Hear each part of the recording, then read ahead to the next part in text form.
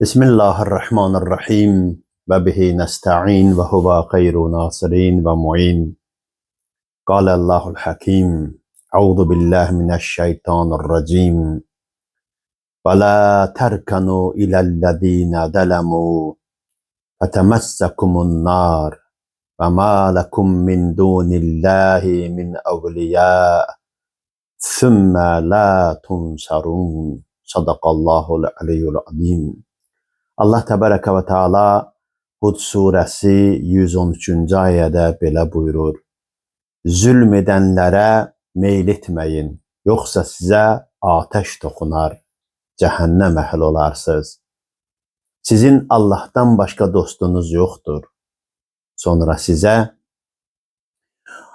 onun əzabından heç kəs yardımcı ola bilməz, kömək edə bilməz. Əziz izləyicilər, bu mübarək ayə bir daha zülmün, zalimin yanında yer almamağa çalışır. Yəni o insanlar ki deyir ki, zalimə qarşı çıxmaq olmaz, zalim hakimə qarşı çıxmaq olmaz. Bir daha bu ayə sübut eləyir ki, zalimlə birlikdə olmaq olmaz.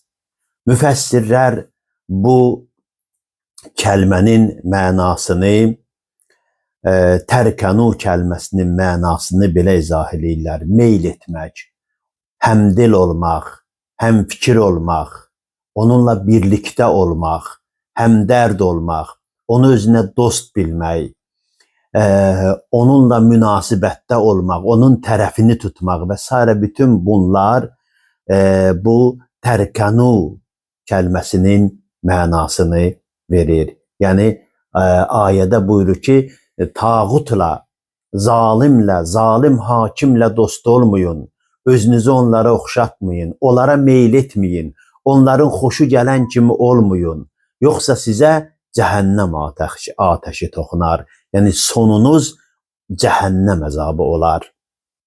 Bu mübarək ayənin təfsirində yazırlar ki, tağuta, yəni zalim hakimə itaət eləyənlər ona ibadət etmiş kimidir və onların da aqibəti acınacaqlı bir sonluqdur.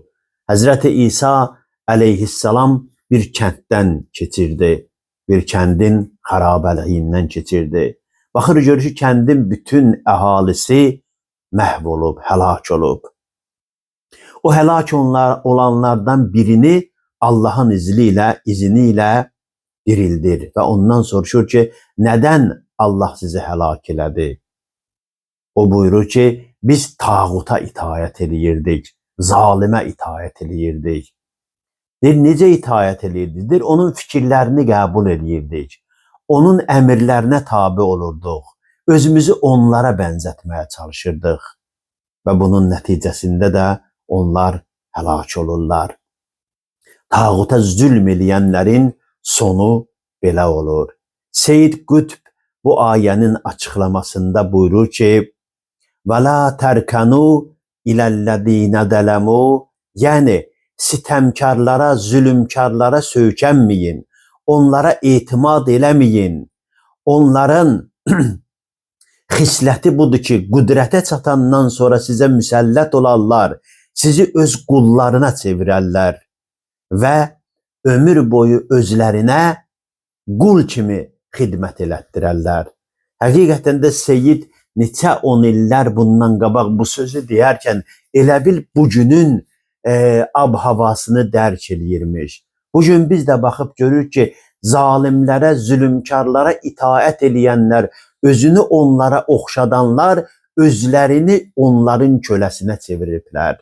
Bugün dünyada zülmün mənbəyi olan Amerika, İsrail cütlüyünə insanlar özlərini oxşatmağa başlayıblar. Onlara meyl eləyirlər. Onlardan gələn bütün fitnə, fəsadları, zülümləri demokratiya kimi qəbul edirlər. Normal hal kimi qəbul edirlər. Onların zülmünə susurlar. Və bu da bir vaxt ona gətirib çıxardır ki, onların həlakətinə. Bugün dünyada onların azadlıqları həlakət səviyyəsindədir, məhv olmaq səviyyəsindədir. Amma özlərini azad hesab edirlər. Baxın, tağuta itaət eləmək zülmə məruz qalıb kölə vəziyyətində azadlıq iddiası eləmək deməkdir. Ona görə də ayə deyir ki, tağuta, zalimə, zülm edənlərə özünüzü oxşatmayın, onlara meyl etməyin. Allahın ağır əzabı sizə yetişər.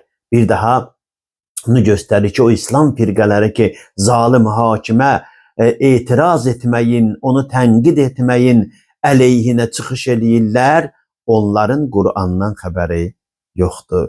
Onlar Qur'anı dərk etməyən cahil insanlardılar. Allah bizləri onların şərrindən qorusun. Vəssalamu aleykum və rəhmətullah.